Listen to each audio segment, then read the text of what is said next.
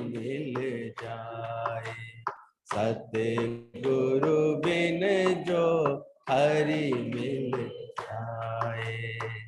सुख के हेतु सब भटक रहे हैं, सुख के हेतु सब भटक रहे हैं। भव बंधन छूट जाए, भव बंधन छूट जाए।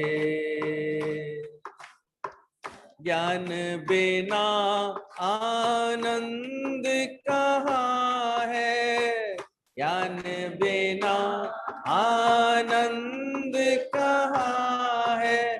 गुरु बिन ज्ञान न पाए, गुरु बिन ज्ञान न पाए। सतगुरु बिन जो हरि मिल जाए, सतगुरु बिन जो हरि मिल जाए। हरि मिलने पर भी मन का भेद भरम नहीं जाए। सतगुरु बिन जो हरि मिल जाए।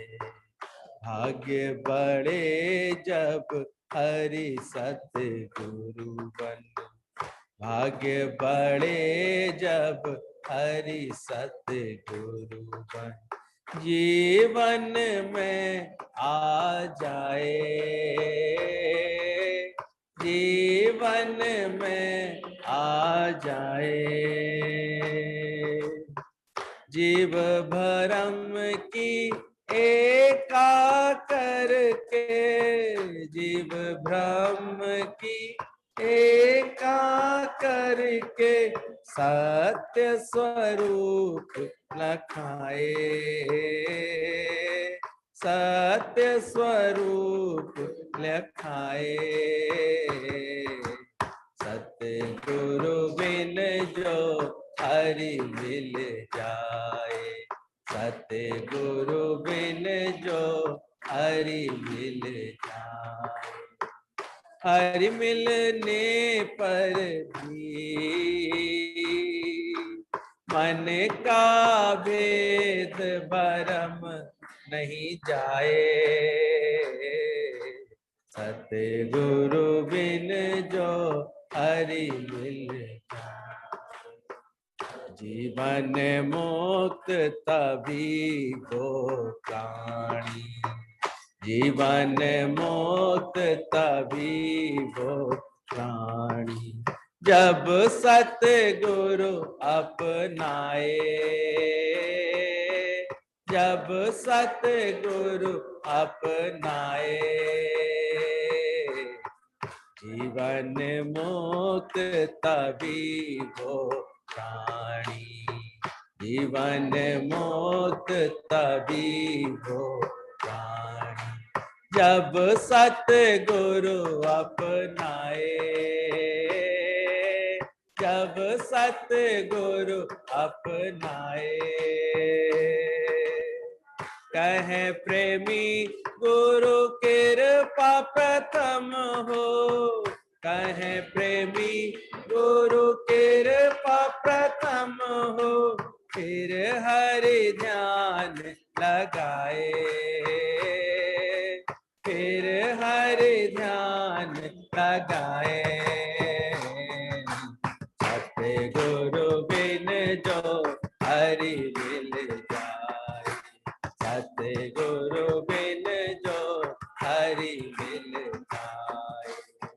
हरि मिलने पर भी हो, हरि मिलने पर भी मन से भेद भरम नहीं जाए। सतगुरु बिन जो हरि मिल जाए, सतगुरु बिन जो हरि मिल जाए। मिलेगा तुम्हारे ज्ञान के बोध में मिलेगा, सत्संग की समझ में मिलेगा, बाकी कहीं मिलता नहीं। फिर वही दुख की परिणति, फिर दुख की परिणति, यही होती रहती है। खुश होकर शादी करते हैं, 2 दिन बाद विचार नहीं मिलते हैं, वही का वही दुख, वही का वही असंतोष। सुख के कारण जोड़ी माया, सुख तेरे हाथ ना आया। जय कारण सुख उपजे मन में, सो स्वामी विसराया, वो ठाकुर विसराया। ठीक से हम ये बात समझें और अपने अंदर के सही भाव को पैदा कर लें कि जहां सुख है वहीं ढूंढें। सुख है एक विचार विच, सुख है हमारे अंदर की एकाग्रता में। मन भी सुख की अनुभूति तभी पैदा कर पाता है जब वो पूर्ण एकाग्रचित्त हो जाता है, जब एक को आगे रख के चलने का इसका स्वभाव बनने लगता है, एक परमात्मा में टिकने लगता है। पहले दिखता है गुरु इनके आगे है, गुरु एक में इनका मन है। ये तो लोग गुरु के अलावा और कुछ सोचते ही नहीं है, गुरु के अलावा कुछ बोलते ही नहीं है, गुरु के अलावा कुछ करते ही नहीं। इतना गुरु जब आगे आ जाता है तो गुरु बाहर से हमारी प्रवृत्तियों को एकाग्र करता है, चित्त को एकाग्र करता है। कल भी अच्छी लग रही थी बात, कितने भी तपे हुए आते हैं, गुरु के निकट आते हैं तो वो ऐसी प्रेम की लोरी सुनाता है कि हमारा मन शांत हो जाता है। नहीं तो मन तो बच्चा है, जरा जरा बात पे ऐसे दुख बना के बैठा होता है। जैसे छोटा बच्चा देखो, छोटी छोटी बात में एकदम रोने से लगता है, परेशान सा दिखाई देता है, छटपटाता है। उस मन को गुरु थपकी दे करके शांत करता है। तो जब माँ की गोद मिल जाती है ना किसी को, तो फिर गोद में नींद आती है। उसको गुरु की गोद मिलती है ना, फिर ऐसी गहरी नींदर आई, जगत महल ना रहे दिखाई। शांत हो जाता है उसका चित्त, बात सत्य समझ लेता, कुछ नई बात थोड़ी हो रही है, कुछ अनहोनी बात थोड़ी हो रही है। एकदम से सारे सुख और दुख में, सारे परिवर्तन में समता में आ जाता है, शांत हो जाता है। इसलिए भगवान ने गुरु रूप धारण किया है, जगत में आया है गुरु हमारे लिए। और जिसको भी गुरु की ये गोद मिल जाती है वो शांत हो जाता है, स्थिर हो जाता है। ये पहचान है, जिसमें लिए मन होए आनंद सोई सदगुरु कही। इसके मिलाप से तुम्हारे अंदर आनंद की अनुभूतियां आए, जो नित्य नित्य हमें सत्संग में रखे। साधु सो सदगुरु मोहि भावे, सत्य नाम का भर भर प्याला, आप पीवे और मोहे पिलावे। जो मुझे भी वो सत्य नाम का प्याला पिलाए, मेरा जगत भुलवा दे, मेरे सारे अंदर की, मेरे पूरे मन को पलट दे, ऐसे जगत ऐसे भूलता जाए अंदर में और एक आत्मा का बोध होता चला जाए। इसलिए गुरु कहते हैं, इसलिए हमारे यहाँ ये रेगुलर सत्संग की इतनी महानता है। देखो कुछ स्टूडेंट्स होते हैं और डेली स्कूल गोयर्स होते हैं, तो डेली स्कूल जाते हैं, कुछ प्राइवेट ऑप्शन लेते हैं पढ़ाई का। तो कभी गौर करना, दोनों में बड़ा अंतर होता है। डेली स्कूल गोयर्स का एक अलग ही डेकोरम बन जाता है, उनके अंदर एक अलग डिसिप्लिन दिखाई देता है, उनकी प्रकृति में कुछ एक अलग बात दिखाई देती है। वो स्कूल से जुड़े होने का लक्षण दिखाई देता है, ड्रेस होगी उनके ऊपर, वेल साफ सफाई होगी, उनके पास नियमित पाठ्यक्रम होगा, पढ़ाई का उपक्रम होगा उनके पास, पढ़ते होंगे, समझते होंगे। और सबसे अच्छा तो रोज रोज कोई भी अगर उनको शंका है उसका समाधान करने का मौका मिलता है स्कूल जाने वाले। और जो चर्च गोअर्स की तरह संडे संडे बहुत से ऐसे होते हैं, अपना नियम जब मन में आया तब गुरु के पास आ गए, जब मन में आया तब ऐसे बैठ गए, तो ऐसे लोगों को फिर ज्ञान पक्का नहीं हो जाता, कदाचित उनके आचरण में ज्ञान नहीं आ पाता। और ऐसे ही लोग फिर गुरु की भी बहुत ऐसे मजाक से उड़वाते हैं। लोग कहते हैं अच्छा सत्संग जाते हो, क्या फर्क क्या है, फिर तुम में और हम में फर्क क्या है, ऐसे करके भी लोग फिर कमेंट करते दिखाई देते हैं। तो भले ही दुनिया में बोलो अरे हम भी तो सत्संगी हैं, हम भी सत्संग जाते हैं संडे संडे हम भी जाते हैं, 10 10 दिन बाद जाते हैं, 15 15 दिन बाद जाते हैं, तो कोई लाभ नहीं रह जाता, क्योंकि आचरण में बदलाव नहीं दिखाई देगा। आचरण के लिए नियमितता जरूरी है। कल बड़ा अच्छा कल से पॉइंट लग रहा है। इस प्रेम की हम इतनी बात करते हैं सत्संग में, तो बड़ी उम्र वालों के प्रति प्रेम क्या होना चाहिए? क्या हम उनकी आज्ञा पालन कर पाने में समर्थ हैं? आज्ञा पालने का शौक है? उनको तृप्त रखने का, उनको शांत रखने का शौक है हमारे अंदर? कि हम उनको उत्तेजना में ले आते हैं, बार बार उद्योग में ले आते हैं? एक होना चाहिए, सहज होना चाहिए, स्वाभाविक, क्योंकि हमारा प्रेम है उनसे। हमारी किसी बात की वजह से वो फिर व्यर्थ में, उलझन में क्यों आए, परेशानी में क्यों आए? इतना संभल के आचरण होना चाहिए, इतना आज्ञा पालन का शौक होना चाहिए। बोले छोटी उम्र वालों के प्रति प्रेम तुम्हारा प्रकट होता है जब तुम उनकी खुशियों का ध्यान रखते हो। घर में अपना बड़ा कहलाने का तो शौक बहुत है, ये भी दावा बहुत रखते हो कि हमें बड़ा प्रेम है सबसे। तो देखो जो तुमसे छोटी उम्र के हैं उनकी तुम्हें खुशियों का याद ध्यान है, उनको प्रेम देने का, खुशियां देने का तुम्हारा कोई एक अंदर से लक्ष्य? परिवार तो तभी बनता है, नहीं तो वार ही वार रह जाता है, झगड़ा ही झगड़ा रह जाता है। सही तरह से उनकी खुशियों का, उनकी उन्नति कराने का शौक हो जाए अंदर से। जब हम उम्र हो जाता है कोई, एक समय के बाद बच्चे भी हमारे बराबर कैसे दिखाई देते हैं, वो भी अब वो छोटे नहीं रहते, कहते हैं बड़े हो गए। बोले उस समय तुम्हारा प्रेम होता है कि तुम उनको ऐसी आत्म उन्नति का बोध दो। अगर तुम्हारा सच्चा प्रेम है तो सत्य से ही उनका परिचय कराओ, और पहले खुद का परिचय कर लो, तब तो करा पाओगे। खुद सत्य में जीवन जी रहे होगे तो बच्चों को तुम बता पाओगे। जब तुम्हारा ही जीवन अव्यवस्थाओं से, चिंताओं से, दुखों से, विक्षिप्तताओं से भरा हुआ देखते हैं ना बच्चे, तो कदाचित तुमसे कुछ सीख नहीं पाते।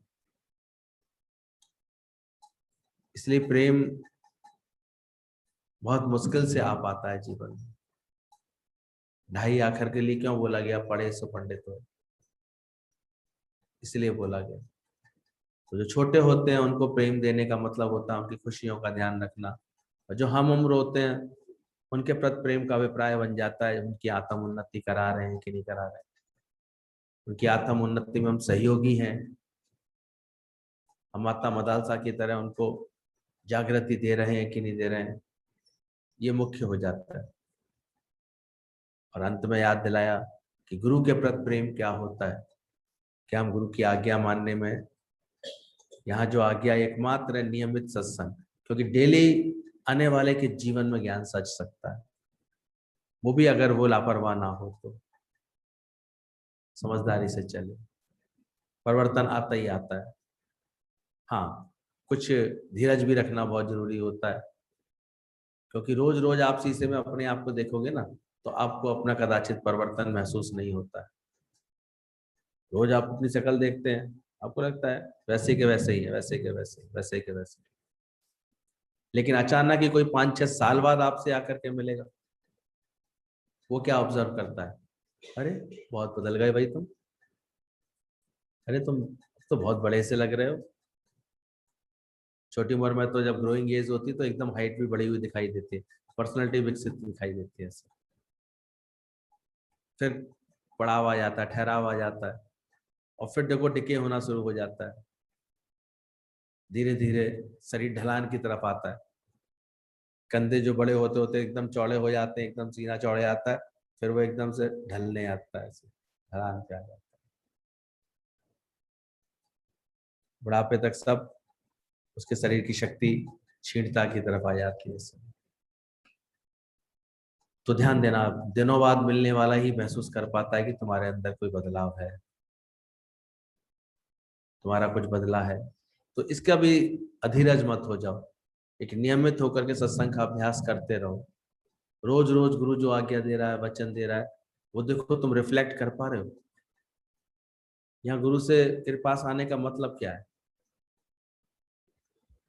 उस बच्चे को जब गुरु ने बोला कि पहले तो वो आया जब सत्संग के लिए भावना से गुरु के पास, तो बड़ा उसका अक्खड़ स्वभाव था। उन्होंने कहा बेटा तुम्हारा किसी से प्रेम है? हम नहीं जानते प्रेम प्रेम की भाषा, हमें नहीं पसंद ये प्रेम प्रेम, आप तो बस भगवान से मिलवाओ हमको बस। गुरु बहुत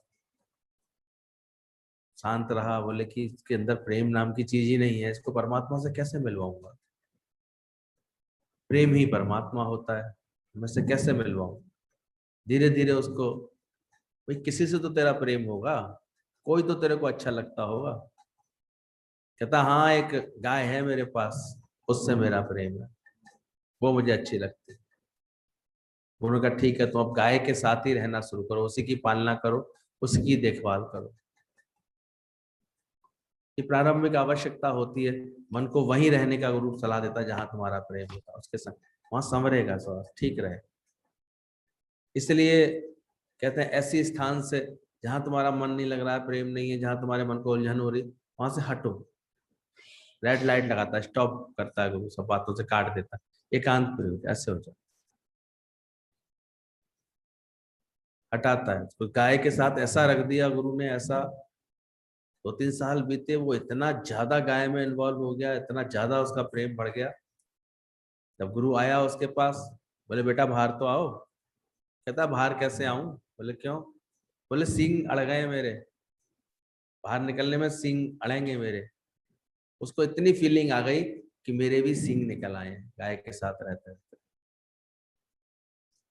सिंबॉलिक है स्टोरी, पर ये बात समझने की है कि जहां भी हम प्रेम करते हैं, हम कदाचित उसके रूप होते हैं, ये ध्यान रखना। अगर कोई गलती से ये बात बोल रहा है कि हमें गुरु से प्रेम है, भैया से प्रेम है, तो फिर एग्जैक्टली हमारे जैसा होना अनिवार्य है, इसमें दूसरी बात आएगी नहीं। उसके हर हाव भाव, उसके हर लक्षण बिल्कुल होने चाहिए गुरु जैसे। आज हम भी गुरु से प्रेम का अगर दावा करते हैं, तो जब तक ये सब चीजें एक सी ना हो, तब तक प्रेम का महत्व क्या है? प्रेम का मतलब ही होता है कि बिल्कुल वैसा ढल जाना। अगर वो हर बात में आनंदित रहते थे, तो हमको भी रहना सीखना चाहिए। अगर वो सब विकारों में सावधान हो गए हैं, तो हमको भी होना चाहिए। वो निर्विकारी अवस्था को प्राप्त हुए, तो हमको भी तत्परता रखनी चाहिए। अगर वो मुक्ति के एहसास के साथ जी रहे हैं, तो हमको भी जीना चाहिए। कोशिश करो, भले ही जितना समय लगे, प्रेम तो बढ़ता ही आता है दूज के चंद्रमा के साथ। लेकिन ये निश्चित है कि अगर तुम प्रेम का भाव रख रहे हो अपने अंदर, तो तुमको बिल्कुल वैसा होना ही पड़ेगा, और होना ही चाहिए, तभी प्रेम तुम्हारा सिद्ध होगा, वरना नहीं होगा। तभी तो बोला गुरु मिलाए गोविंद से, तभी मिलाता है कि प्रेम गली अत सांकरी, जाम में दो ना समा, इसमें दो नहीं है। तो दुनिया में कितनी कमी है, सोचो। तपस्या को अपना जीवन बनाया करो ना। राम वन में गए तो बन गए ना। ये क्या बच्चों जैसी हरकतें हम कर रहे हैं? जरा सी मन के विरुद्ध कोई बात हुई, जरा कोई मन के विपरीत कोई बात बोल रहा है, उलझ रहे हैं, परेशान हो रहे हैं। इसको समझ में आया था, इसका अंदर मजबूती नहीं है, अंदर में हिम्मत नहीं है, अंदर में कुछ अच्छा सोचने की समझ नहीं है। अच्छी क्या हुआ? यहाँ तो रोज ट्रेनिंग ये दी जा रही है, जो तो को कांटे बोए, उनको बोए तो फूल। तुम उल्टा फूल जा करके बो उसको। तुम उसको प्रेम दे करके तो आओ, तुम उसको शुक्राने करके तो आओ, तुम भलाइयां तो देखो उन बातों में। तो गुरु आता है जीवन में, तो धीरे धीरे हमको एक तो नियमित सत्संगी बनाता है, नियम से। भले ही आज लॉकडाउन की वजह से लोग नियम से आ नहीं पा रहे हैं, लेकिन जो नियम वाले हैं वो जरूर बैठे होंगे, जूम में बैठे होंगे, कहीं ना कहीं ऐसे जुड़े होंगे। अगर कोई ऐसे सत्संग कर ही नहीं रहा है, जुड़ ही नहीं रहा है, तो उसका मतलब वो फिर सत्संगी नहीं। सत्संगी है, देखो कुछ लोग यहाँ नियमित से बैठे आते हैं आकर के, कुछ 200-250 लोग उसमें जुड़ जाते हैं, ग्रुप में जुड़ जाते हैं, कुछ ऐसे। और कुछ कहीं जहां जिनकी जिसकी भावना वो जुड़े पड़े हैं, ऐसे जुड़ना जरूरी है। तो बोला जरूर हमारा डेली स्कूल गोयर्स की तरह हमारा जीवन होना चाहिए, ये समझ होनी चाहिए। आज का सूत्र है, सर्वत्र ही ध्यान को त्याग कर हृदय में कुछ भी धारण मत कर। धीरे धीरे ब्रह्म ज्ञान की और ऊंचाइयों पर राजा जनक को ले आते आ रहे हैं अष्टावक्र। उसको एक एहसास दिला रहे हैं कि अब तू कुछ भी धारण मत कर, सारा ध्यान तेरा छूटना चाहिए। उलझना नहीं, सरल बात है। बिल्कुल उसी प्रकार है जैसे एक बार कोई पार हो गया नाव से, फिर वो नाव में बैठे नहीं रहता, नाव का भी क्या कर देता है, त्याग कर देता है। आगे बढ़ने के लिए उसे नाव भी छोड़नी ही पड़ेगी, पर नाव आवश्यक है क्योंकि नदी पार करनी है, दरिया पार करना है तो नाव आवश्यक है। तो ऐसे भावों का, ज्ञान का दरिया पार करना है, गुरु के ज्ञान की अनेकों अभ्यास की नाव पे बैठना ही पड़ेगा, ध्यान धारणा समाधि दृढ़ करनी ही पड़ेगी। लेकिन जब हम उतर जाते हैं, यहाँ पर स्थिति है पार पहुंचने वाली, इसलिए इस ग्रंथ को पढ़ने से पहले बहुत सावधानी समझने की जरूरत है। अगर कोई अभी चल ही रहा है, अभी उसके लिए बहुत सारा भवसागर बाकी है, उसके लिए ये बात नहीं है कि वो आज ही से ध्यान छोड़ देगा तो गड़बड़ हो जाएगा, आज ही से नियम छोड़ देगा तो गड़बड़ हो जाएगा। ये तो पहुंचे हुए की स्थिति बोला गया है, राजा जनक के लिए बोला उन्होंने। जब जनक ने अपना अनुभव गुरु को सुनाया कि मैं ऐसे बोध को उपलब्ध हो गया, इस स्थिति में उपलब्ध हो गया, तब बोला उसको कि अब तू सर्वत्र ध्यान को त्याग कर, हृदय में कुछ भी धारण मत कर, इतना खाली हो जाए। गुरु जी कहते थे पोल वोल्ट से डंडे के सहारे ऊपर तक तो जाता है खिलाड़ी, रेसलर, लेकिन फिर जाता है रस्सी से पार उतरने के लिए, उस बोल्ट को, इस डंडे को छोड़ देता है, क्योंकि उसे रस्सी के पार जाना है, डंडा लेकर के नहीं जा सकता वो। तो ऐसे ही सारे समय मैं ज्ञानी हूं, मैं ज्ञानी हूं का ऐसा बोध रख करके कोई ज्ञानी नहीं हो सकता। उसको इस बोध का भी त्याग करना पड़ता है, इस ध्यान का भी ध्यान त्याग करना पड़ता है। आपस को जो कछु न जनावे, सोई पंडित फिर जून ना पावे। फिर कदाचित आज हमने देखा शुरू में सत्संग की आवश्यकता होती है, नियमित सत्संग करना अति आवश्यक होता है जीवन में ज्ञान धारण करने के लिए, सत्संग की समझ धारण करने के लिए। पहले तो यह आज्ञा पालन में हमें पूरी निपुणता निभानी चाहिए। पीछे क्या होगा, पीछे सत्संग कदाचित तुम्हारा जीवन हो जाएगा, सारे समय तुम्हारी वृत्ति किसमें रहेगी फिर। अब गुरु जी का जीवन देखा, अब सत्संग करना आवश्यक नहीं है उनके लिए कोई, लेकिन सारे समय फिर भी जीवन से क्या हो रहा है, सत्संग होता है। तो प्रारंभ में आकर के हम सत्संग करते हैं, फिर सत्संग सहज होता है हमारे जीवन से। तो अब ये कहेंगे कि हम सत्संग करते हैं, ज्ञान को उपलब्ध वृत्ति कैसे बोले कि मैं कोई ध्यान कर रहा हूं, मैं समाधि कर रहा हूं, वो हो गया, उपलब्ध हो गया, उस चीज को प्राप्त हो गया, डॉक्टर बन गया, अब डॉक्टरी कर रहा है, बस खत्म बात। अब वो क्या कहेगा मैं पढ़ रहा हूँ, तो कब कब में पढ़ाई कर लेता है पता भी नहीं चलता, उसके बाद तो उसकी जो प्रैक्टिस चल रही होती है ना, वही उसकी पढ़ाई बन जाती है। हर केस में डिफरेंट डिफरेंट उसको कुछ ना कुछ अनुभव मिलता रहता है, वो उसकी पढ़ाई बनती चली जाती है। तो इसीलिए बोला गया कि एक बार उपलब्ध हो जाए व्यक्ति ज्ञान को, बोध को उपलब्ध हो जाता है, फिर उसके लिए कोई ध्यान नहीं रहता, कोई उसके लिए कोई कर्तव्य कर्म नहीं रहता। तो सावधानी से समझना इस बात को, त्याग करना है केवल अंदर के कर्ता भाव का। तो हृदय में कुछ भी धारण मत कर, अब तू आत्मा मुक्त ही है, तू विमर्श करके तेरा क्या करेगा। ये विचार विमर्श, ये वाद विवाद चलते रहते हैं ना, इससे तेरा कोई लाभ नहीं होगा। तो मुक्त है ये जान, अपनी मुक्ति के बोध में आ जा। तो सुंदर ये समझ है, जब ज्ञान आ जाता है अंदर से तो पूर्ण ब्रह्माकार वृत्ति हमारी जागृत होने लगती है। ध्यान लगाते लगाते, साधना करते करते पूरा ही ध्यान जैसे लग जाता है। जब ध्यान लग गया तो क्या अलग रहेगा, फिर तो कोई जगह ना तुझसे खाली है, तो व्यापक डाली डाली है। फिर तो ऐसी अनुभूति वाले को तो कंकड़ कंकड़ में संकट। अब एक जगह जाके लुटिया कहाँ चढ़ाएगा, कौन सी शिवलिंग पे जाके लुटिया चढ़ाएगा, कौन सा ये द्वैत का कर्म कर पाएगा। वो सारे द्वैत का नाश हो जाता है उसके अंदर।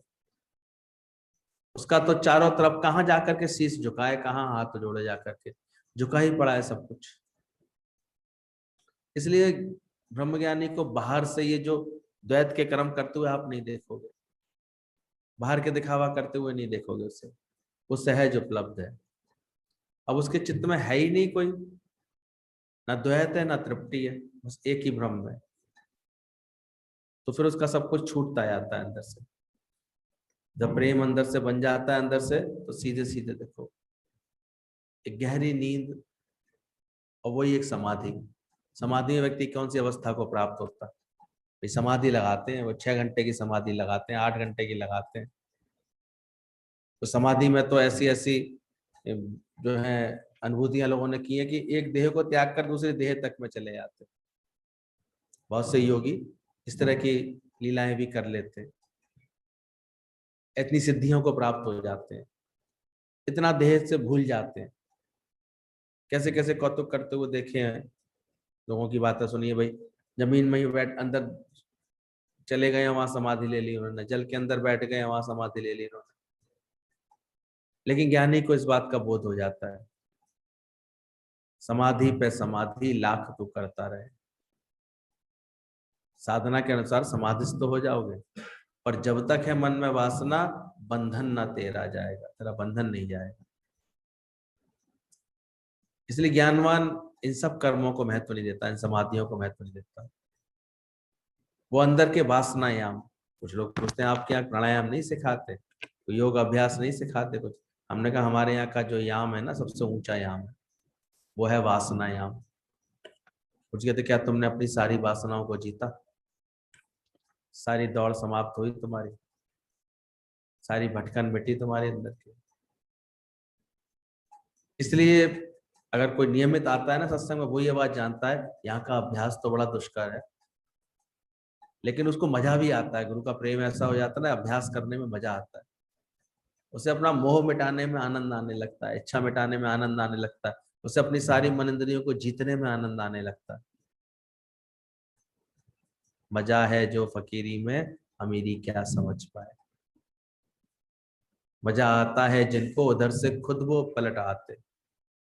एक बार गुरु के दर पर जिसको मजा आ जाए ना, आनंद आ जाए, ब्रह्मानंद की झलक मिले एक बार, तो कहते हैं उधर से खुद पलटा लगाने लगते। इसलिए बस खाली आकर बैठ जा वस्तु प्यार से, स्थिर होकर के बैठना सीखे। ये बच्चन अपने आप करामात करते हैं, ये धीरे धीरे अपने आप तुम्हारे अंदर में गढ़ते जाते हैं। खुद ही देखोगे कुछ सालों में कि अरे वो पहले जैसी स्थिति नहीं रही, पहले जरा जरा बातों में उलझते थे, दुखी होते थे, परेशान होते थे, अरे कहाँ सद गया सब कुछ, कहाँ स्थिरता आ गई। कैसे गहरे गहरे अपने स्वरूप में टिके रहने में बहुत बहुत समय तक आनंद आएगा, अपने साथ बैठने में आनंद आएगा, अपने स्वरूप की बात में आनंद आएगा ऐसे अंदर से। इतना गुरु से प्यार बढ़े कि तन मन प्राण में बस जाए, गुरु बिन और न कुछ सूझे, गुरु बिन और न कुछ हो। ऐसी भावना आते आते देखो सब दृढ़ हो जाती है चीजें। तो गहरी नींद और समाधि एक सी बोली है गुरु जी ने। गहरी नींद में भी आप बिल्कुल जगत से कट होते हैं।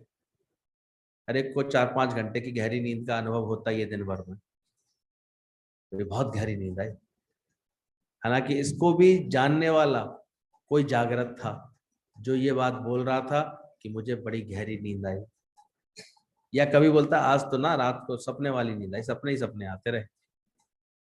और कभी कभी ये भी जानने वाला सोता तो था लेकिन नींद नहीं आई, आज मजा नहीं आया, अंदर उसकी वृत्ति इतनी भटकती रही, अंदर शांति नहीं आई उसको। तो गहरी नींद भी बड़े भाग्यशाली को आती है। जब सही तरह से शरीर थका हुआ होता है, मन बिल्कुल गुम हो जाता है, तो गहरी नींद आती है। तो गहरी नींद और समाधि एक बोली गई है। किसी को गीतावान ने बोला ऐसी गहरी नींद आई, जगत महल ना रहे दिखाई। तो उस नींद की कल्पना करो, ऐसी नींद में, नींद को पाने की कोशिश करो, तो सारी समाधि उसकी लगती चली जाती है। ज्ञान के बाद सब बात समझ में आ जाती है, सारे द्वैत का उसका खंडन हो जाता है, संवारने में लग जाता है। सच्चा गुरु मिलता है तो उसकी सबसे बड़ी संपत्ति हमको देता है बुद्धि। अगर कोई संपत्ति गुरु से मांगनी है ना, तो बुद्धि मांगो, यानी विवेक मांगो, ये ज्ञान की समझ मांग लो। ये जब तुमको मिल जाएगी तो बड़ा काम बन जाता है। राजा को राज्य राज्य मिला, चुनाव होता था एक जगह, राजा बना दिया गया, लेकिन उस राज्य की एक नियम था, 5 साल बाद राजा को उतार दिया जाता था। 5 साल के लिए राजा चुना जाता था।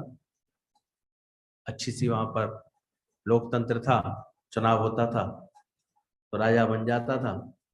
फिर पूरी व्यवस्था संभालता था, सब संभालता था, फिर 5 साल बाद उसको उतार दिया जाता था, फिर दोबारा चुनाव होते थे, फिर दूसरा कोई राजा बन के आता था, फिर ऐसे उसको हटा दिया जाता था। तो योग्यता के आधार पर व्यक्ति बनता था। अब लेकिन जब राजा को उतार दिया जाता था 5 साल बाद, तो वो बड़ा परेशान होता था, बड़ा दुखी होता था, बड़ा ऐसे। अब कहाँ जाए, एक बार इतना राजपद भोग लिया, उसके बाद साधारण से अपने घर में आकर के रहे, ऐसे रहे, परेशान होता था। तो एक बार एक राजा बड़ा बुद्धिमान निकला, उसने अपने उन्हीं 5 सालों के दौरान जंगल में चुपचाप एक छोटा सा राज्य बना दिया, छोटा सा महल बनवा दिया, सारी सुख सुविधाएं उसने बना दी, सारे उसमें सेवक भी अपने अपॉइंट करके रख दिए। और जब वो 5 साल बाद राज्य पद छोड़ रहा था, तो बड़ी प्रसन्नता से अपने आराम से जा रहा था, और जाकर के अपने महल में आराम से आकर के रहने लगा। किसी ने कहा ये राजा बिल्कुल दुखी होके नहीं गया। बोले ये क्यों दुखी होके जाएगा, इसने अकलमंदी जो करी है। तो गुरु भी कहता है तुम इतने अकलमंद हो, इंद्रियां शिथिल होंगी होंगी एक दिन, सब छूटेगा ही छूटेगा, सब तुझको छोड़कर देंगे, बच्चे बड़े होंगे, बेटियों को दामाद और बेटों को बहुएं ले आएंगी। पता नहीं था क्या ये बात, आज ही सुन रही हो लगता है। क्या होगा, सब तुझको छोड़ कर देंगे, नाता ही तोड़ कर देंगे, सब एक दिन छूटता है। इसलिए ज्ञानवान पहले ही जानता है, धन को देखता है, बोले धन ये छूटने वाला है, शरीर का भी अहंकार क्या करे ये भी जानने वाला है, कभी भी जा सकता है।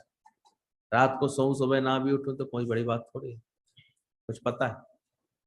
इसलिए आज के दिन को ज्ञानी बहुत आनंद से जीता, आज के पल को जीता, बल्कि दिन भी छोड़ो, हर पल आनंद उमंग में रहता है। तुम तो इतना बड़ा लॉस करते हो अगर एक सेकंड के लिए मूड ऑफ कर रहे हो तो सोचो, तुम्हारे ज्यादा बेवकूफ कोई नहीं है कोई। जब देखो तब मूड ऑफ लगी पड़ी है, जब देखो तब ख्याल ऐसे खिचड़ी ऐसे खिंच रहे हैं, परेशान।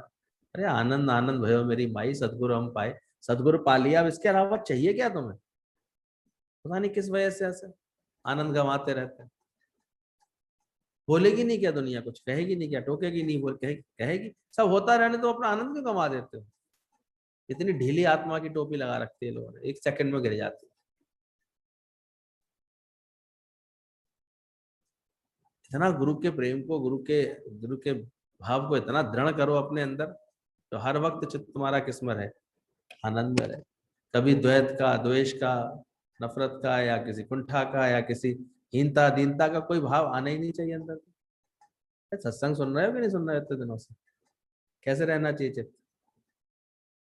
मैं दुनिया के तापों से बच गयो रे, आनंद भयो रामा आनंद। ये वृत्ति आ जाए जिस समय, तो समझना तुम्हें गुरु की बात समझ में आएगी। हर वक्त हंसी, हर वक्त खुशी, हर वक्त अमीरी है दाता, आशिक मस्त फकीर। तो वो भी ऐसे आनंद में ऐसे क्या करके रहने लगा वो अपने आप। भले सब छूटे, क्या दिक्कत है, भले सब जाए। ज्ञानवान ने पहले ही अपनी व्यवस्था इतनी अच्छी कर रखी है, बल्कि इतने अच्छे ज्ञान को प्राप्त हो जाता है, उम्र बढ़ेगी ना तो लोग उसकी कदर और करेंगे, क्योंकि वही ज्ञान अब उसके अनुभव का ज्ञान बनेगा। क्या दिक्कत की बात है। और दुनिया में बड़ा डर रहता है, क्या होगा आगे, कैसे होगा कैसे। और ज्ञान ही उतना ही निश्चिंत। अरे शरीर है, इसकी प्रारब्ध बनी पड़ी है हर जगह, खेल भगवान का बना पड़ा है, वही पालेगा वही करेगा। तो गुरु से आकर के ऐसे सबसे बड़ी बुद्धि लो, संपत्ति है बुद्धि लो, ये पाओ। फिर बोला गुरु सबसे बड़ा हथियार जो हमको देता है वो धीरज का देता है। हृदय में धीरज धारण करना चाहिए अच्छे से, किसी बात के लिए उतना उतावलापन, इतनी व्यग्रता क्यों। अगर उसका हुक्म है तो होगी, नहीं होगा तो नहीं, खत्म बात। जब बॉस करने वाला है पार्टी का, ऑर्गेनाइजेशन, तो वो अपने आप करेगा अच्छे से। Every happening is the mood of my God, इस ज्ञान को प्राप्त होता है उसको, इसलिए सहज धीरज होता है उसके आचरण। व्यर्थ में अधीरजता नहीं आती उसके किसी भी हाव भाव, शांत है, धीरज है, उसे स्थिर पता है सब खेल फिक्स है, दिन फिक्स है, बातें फिक्स है, घड़ी फिक्स है, सब उसकी तरफ से फिक्स है। वैसे ही मूवमेंट होता चला जाएगा, वैसी बात बनती चली है। इसलिए हमेशा गुरुदेव जी की हर आचरण में देखा एक शांति हर वक्त लगी पड़ी है, धीरज लगा पड़ा है, कोई बात है ही नहीं, कोई छिपता है ही नहीं, कोई व्यर्थ की उग्रता है ही नहीं, कोई व्यर्थ का रजोगुण है ही नहीं जो अंदर से उलझा रहा है किसी बात में। ऐसे भी होता है, ऐसे भी होता है, तो दोनों में राजी बैठे हैं, उसमें क्या बात। कौन कहे साहिब से यूं कर यूं ना कर। ये धीरजता का गुण गुरु, ये हथियार गुरु से ले लो, बड़े से बड़ा हथियार देता है। हथियार प्राप्त हो जाता है ना, उसके बाद आप निर्भय हो जाते हैं। तो धीरजता रूपी हथियार जब आपके जीवन में होता है ना, आप हर घटना हर बात से निर्भय। क्या ऐसा भी होता है, ऐसा भी होता है। आएगा समय, हो जाएगा 12 बजे अपने आप दोनों सुइयां मिल जाएंगी। दिन है तो अपने आप रात भी आ जाएगी, रात है तो अपने आप दिन भी आ जाएगा, उसमें क्या परेशान हो। तो ज्ञानवान के पास धीरजता रूपी हथियार रहता है। फिर बोला उसके अंदर सबसे अच्छी सुरक्षा उसको मिलती है विश्वास में। मैं तो हूं विश्वास में।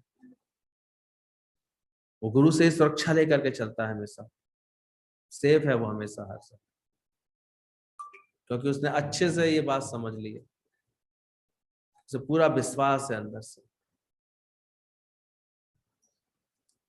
वो अच्छी तरह तैयार भी है हर बात के लिए और पूरा विश्वास भी है। इसलिए वो खिलखिलाता है। दिखाते नहीं आजकल तो बहुत बताते, बोले बच्चों को हवा में उछालते हैं, बच्चा खिलखिलाता है, क्योंकि पूरा विश्वास ही है अपने। एरोप्लेन था और उसमें अचानक ही टर्बुलेंस आया, इतना ज्यादा लगा, बहुत लड़खड़ाने लगा, मौसम बहुत खराब था, चला पाना बड़ा मुश्किल था, सब यात्री पैनिक हो रहे थे, परेशान हो रहे थे, अवड़ दबड़ कर रहे थे। एयरोस्टेस बार बार समझा रही थी, लेकिन एक छोटा सा बच्चा बड़े आराम से वीडियो गेम खेल रहा था। बोले बेटा तुम्हें तो डर नहीं लग रहा? हंस रहा था। बोले क्यों, मैं क्यों डरूंगा? बोले क्यों, तुम्हें क्यों डर रहा है? सब लोग परेशान है, हवाई जहाज देखो कैसे हिल रहा है, कैसे लड़खड़ा रहा है, कैसे हो रहा है। बोले मैं क्यों, मैं तो विश्वास है, मेरे पिताजी पायलट है, मुझे क्यों डर लगेगा? तो क्या तुमको अपने परम पिता परमात्मा पर विश्वास नहीं है?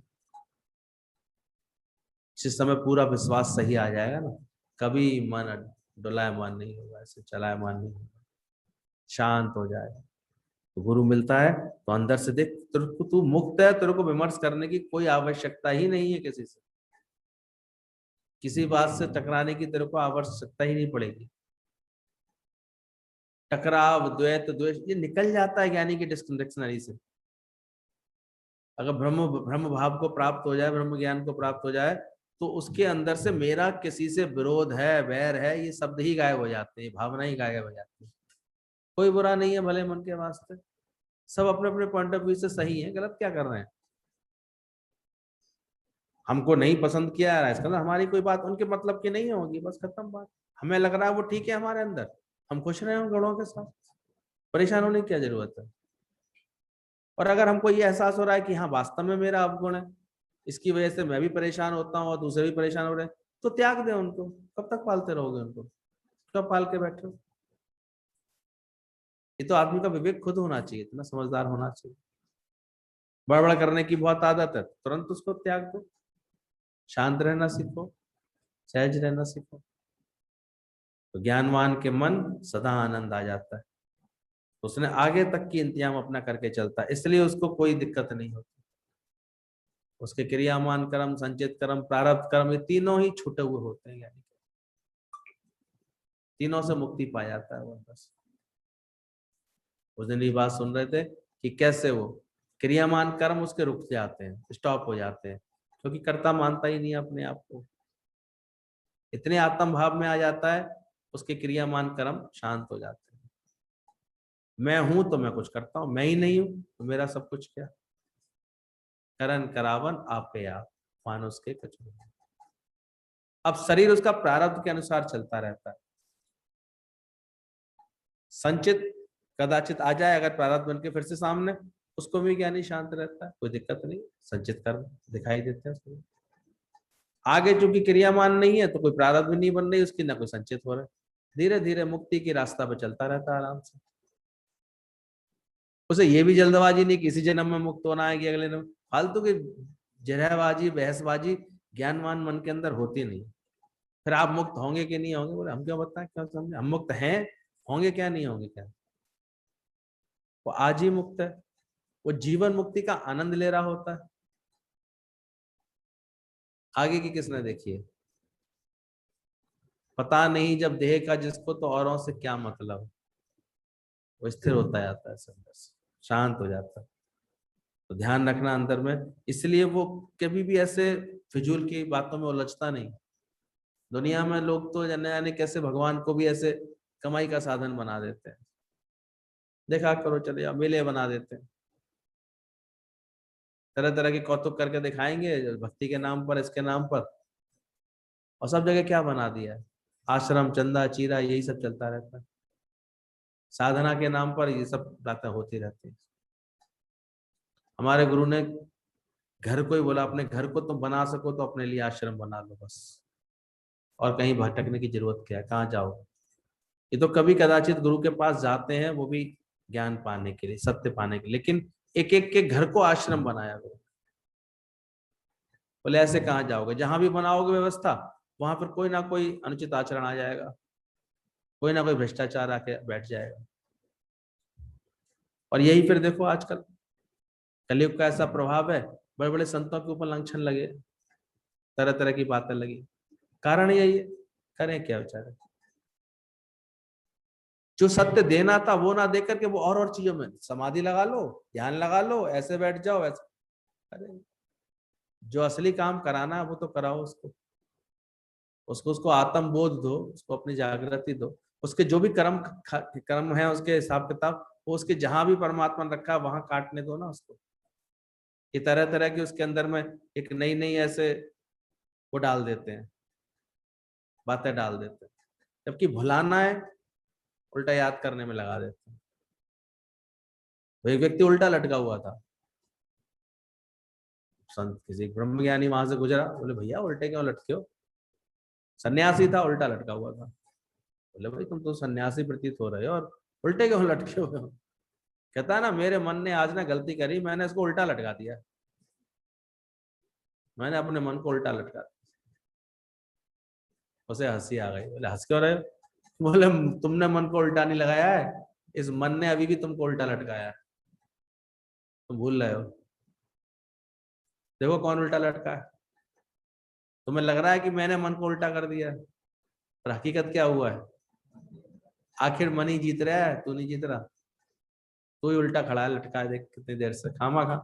ये नौटंकियां करने की क्या जरूरत है, व्यर्थ दिखावा करते हैं, व्यर्थ का प्रपंच करते हैं, इन सबसे क्या मिलता है।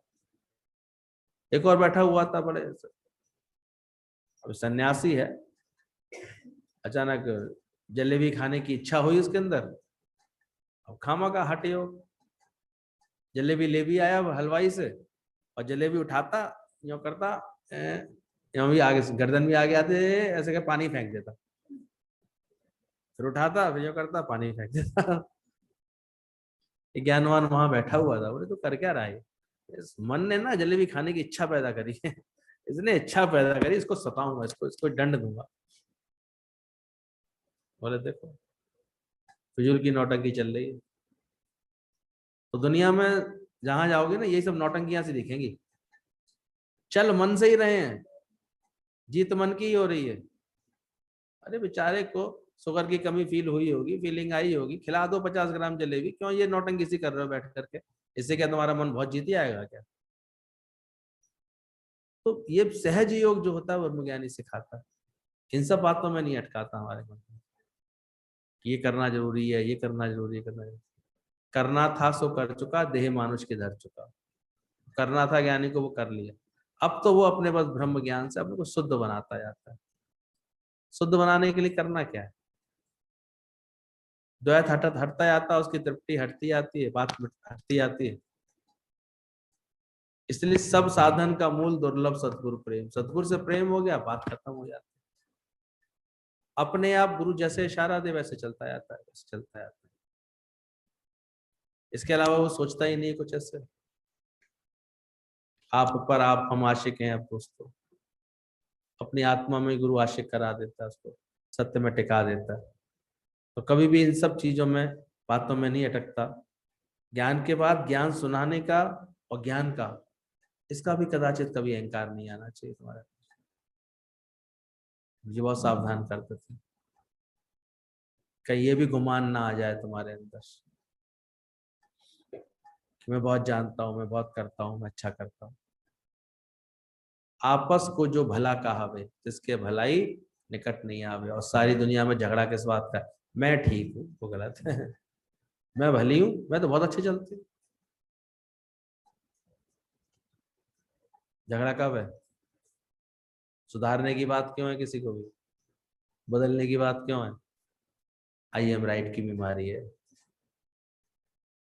तो आपस को जो कछु ना जनावे, सोई पंडित फिर जुड़ ना पावे। जो अपने आप को कुछ नहीं जनवाता है, वही सच्चा पंडित बोला गया। वही जन्म मरण के चक्कर में फिर नहीं आता है। कभी दादा कहते थे प्लीज कैच मी, मैं क्या बात कर रहा हूं उसको कैच करो। इस सहजता को पाओ अपने जीवन में। ये सारी उठापटक अपने दिमाग की हटाओ। तू आनंद स्वरूप है, तू शांत स्वरूप है, उसको प्रकट करो। चाह मिटाओ बस। अपने विकारों को ही हटाते रहो, दूसरों के लिए क्यों ध्यान जा रहा है तुम्हारा? अपना मूल पहचान समझ मन दर्शन, यही भगवान। तो गुरु मिलता है तो ये सब चीजें आने लगती हैं। बोले देखो, कभी भी कोई किसी की भी कोई पुरानी चर्चा करता था ना, गुरु जी कहते देखो मुर्दे उखाड़ रहा है, बेकार बैठो। और मुर्दे कभी भी उखाड़ोगे, क्या आएगी? बासी तो आएगी। जब आदमी के अंदर में किसी से द्वेष आता है ना, बात आती, फिर देखो उसकी पिछली सबरी उघेड़ता है बातें। 40-40 साल पहले की बातें याद करके बैठा और बड़ा अच्छा समझता अपने आप को, सब याद है मुझे, कि तारीख तक बता दूंगा तो एक एक चीज मुझे याद है। नादानी में ये भूल जाता, जितने मुर्दे उखाड़ेगा उतना खुद बात से भर जाएगा, खुद वातावरण गंदा कर लेगा। और बिसर गई सब तात पराई, जब से साध संगत हम पाई। साध संगत मिल जाती तो भला हो सकता। भलाने का आनंद लो, बीत जाने का आनंद लो। यानी इतना वर्तमान में आज में अभी अभी आनंद में रहता है, एकदम से खुश रहता है, सब भूलता जाता है। इसलिए उसके अंदर ये सब बातें होती नहीं। व्यर्थ में किसी बात का उसके अंदर गुमान नहीं होता, अभिमान नहीं होता। तो अभिमान होता है तो पकड़ा जरूर जाता है। कहते हैं हिटलर इतना इंटेलिजेंट था, इतना होशियार, उसने जब देख लिया था, पहले तो छोटे से ही उसने अपनी इतनी फौज तैयार करके इतनी युद्ध जीत लिया था पहले विश्व युद्ध में। फिर दूसरे के समय वो उसको ऐसे घेर लिया गया चारों तरफ से। तो उसे पता था, उसने बिल्कुल अपने जैसे 10 प्रतिरूप ऐसे तैयार कर दिए थे, बिल्कुल फोटो कॉपी अपनी, अपने ऐसे पहनने ओढ़ने वाले, चलने फिरने वाले, उसी ऐसा बात करने वाले सब, ताकि असली हिटलर को पकड़ा ना जा सके। लेकिन जब पकड़े गए वो, तो वो 10 के 10 में, समझ में नहीं आया लोगों को। पूरी जो विरोधी सेना के जो कमांडर थे वो बैठे थे, बोले इसमें असली कौन सा है, ओरिजिनल हिटलर कौन सा है, बिल्कुल में सब एक सा व्यवहार कर रहे थे। कैसे कैसे पता कर? 10 को लाइन में खड़ा कर दिया। एक होशियार कमांडर था, बोला मुझे मौका देना है, मैं करता हूँ ठीक। वो 10 को खड़ा करके बड़ी तारीफ करने लगा, वाह भाई वाह, कमाल का आदमी है, कितना जीनियस है हिटलर, कैसे बिल्कुल एक से बनाए हैं, बिल्कुल कहीं कोई अंतर नहीं रखा, एक सी कद काटी रंग रूप चाल ढाल बात सब एक सी, बिल्कुल एक सी, बिल्कुल एक सी। बार बार ये कहता जाए। अचानक बोल पड़ा, बस एक कमी रह गई। इतना बोलते ही जो ओरिजिनल वाला था बोल गया, कौन सी? यही वाली कमी रह गई आज। तेरा अहंकार तो गया नहीं ना, पकड़ में क्यों आ गया हिटलर? मैंने किया है, मैंने अच्छा किया है, मैं अच्छा करता हूँ। तुम भी कब पकड़ में आते हो जगत के? तो चाचा मैं ना कर बाबरे, खाली दोनों हाथ, फिर पकड़े आओ खामा खा। तुमने क्या कराया? तुम कहाँ करते हो कुछ? तुम शांत करो, कोई शोर नहीं, दो ही दूर करो, कोई और। तो गुरु आकर के इतनी हमारे अंदर से सब बातों से मुक्त कराता है कि तुम आज ही मुक्त हो जाओ, सब तुझको छोड़कर देंगे नाता ही तोड़कर। मुक्त होते जाओ, मुक्त होकर के देखो नजारा। सब बातों से अपने को छुड़ा दो। बोला सहनशीलता वीरों का आभूषण होता है, हर एक कोई धारण नहीं कर पाता। सब तो यही चर्चा, कितना सहन करें, कब तक सहन करें, और गुरुजी बताइए। गुरु समझ जाते हैं इसके अंदर अभी है ही नहीं सहनशीलता। सहनशीलता इसके अंदर होती है, वो ये सब बातें करता ही नहीं, वो कुछ सहन कर ही नहीं रहा होता। वो इतने ज्ञान से इतना लवालब रहता है, क्या सहन करे, क्या बात समझे इस बात। वो प्रपंच में पड़ता ही नहीं, वो तो जानता है माया है, ये युद्ध कराएगी और क्या कराएगी। अगर संस्कार नहीं है, बच्चे कारों की होड़ में ही लग गए हैं, तो उस भाई पे बड़ी कार है तो मुझ पे भी होनी चाहिए, उस पर ये मजा है तो मुझे, तो वो तो युद्ध करेंगे, इसके अलावा करेंगे क्या, झगड़ा ही मचाएंगे वो तो। अरे तुम आज ही छोड़ दो सब बातें, हमें करना क्या, हम तो जे चले तो कोरोना में टप टप नहीं टपका जाएंगे ऐसे सब है क्या। मनुष्य का शरीर है क्या, कितनी देर का अमानत है, सोचो। किसके लिए इतनी बेकार का झगड़ा करना, दुख रखना, बातें करना, व्यर्थ का बोलना। धरती का दहेज पड़ा रहेगा, अपने आप कर लेंगे जिसको करना हो। शांति से रहे, काय को शांति से, जिसके अंदर में अज्ञान है वो अशांति में ही रहेगा, वो कैसे शांति में रह लेगा। ये भी इच्छा क्यों करते हो व्यर्थ की। उसे अपनी शांति प्रिय होगी तो अपना ज्ञान ढूंढेगा कहीं ना कहीं। शांति प्रिय है किसको आज की दुनिया में, हाय हाय की आदत लगी पड़ी है, उसी में बिखरा रहता है, उसी में पड़ा, तो क्या क्या कर सकते हो तुम खुद को शांत कर लो, सब तुझको छोड़ कर देंगे, नाता ही धोकर। शांत वहे सब शांत वहे, मुझ में पूर्ण विराम। अपने में आ जाओ, ये शांति करो, और कुछ नहीं चाहिए। तो क्या मांग लेते हो, क्या कर क्या लोगे, सोचो। अपना अभ्यास बढ़ा लो, अपनी असंगता धारण कर लो, बस यही मुश्किल हो जाता है। सकल के मत, सकल से उदासीन नहीं हो पाते, न्यूट्रल नहीं हो पाते, तो वही खानी पड़ती है, खामा खा की बात है, सुननी पड़ती है। 100 जूता खाए, तमाशा घुस के देखा जाए। गुरुदा तुम सत्संग समझो ठीक से, पी जाओ, खत्म कर दो, है क्या। लागू ही नहीं होते मुझसे ये शब्द सारे, हटा दो उनको। हम तो खामा खा शब्द सुनेंगे भी, परेशान भी होंगे, फिर 4 लोगों के आगे रिपीट भी करेंगे, ऐसे कहा था, ऐसे कहा था, ऐसे कहा। बेवकूफी की बात हो जाती है ना सर। तो ये रिपीटेशन सारा उनको दुख देता है, जबकि शब्द कहाँ थे, हवा का गुण। दिखते भी नहीं है, एक भी शब्द दिखता है किसी का बोला हुआ शब्द, भले कैसी गाली दे दे, बात कर दे, दिखता है वो चीज, कितनी देर दिखती है। तुम पकड़ पकड़ के बैठे रहते हो, और ज्ञानवान इतना एक्सपर्ट हो जाता है, तुरंत ही तुरंत, रात गई बात गई, और जब जो घटना घटी खत्म, अच्छा ठीक, क्या सोचना इसके लिए। तो दूसरे ही पल उतना ही नॉर्मल है, उतना अच्छे आनंद में। सो क्या इरादा है आप लोगों का। हम्म, ऐसे ज्ञान को धारण करना है या केवल सुन के ही रहना है, धारणा बनानी है ठीक से। ये है ध्यान से सुना, जो गुरु के वचन ध्यान से सुनता है, वो उस पर सही धारणा बनाता है, और वही सही समाधिस्थ यानी है, उसके अंदर में सारे भाव आने आने बंद हो जाते हैं, समाधिस्थ हो जाता है, गहरी नींद हो जाती है, उसे फिर और कोई नौटंकी की आवश्यकता नहीं रहती।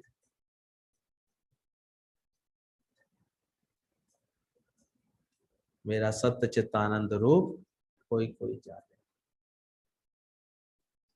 क्या समझ रहे हैं।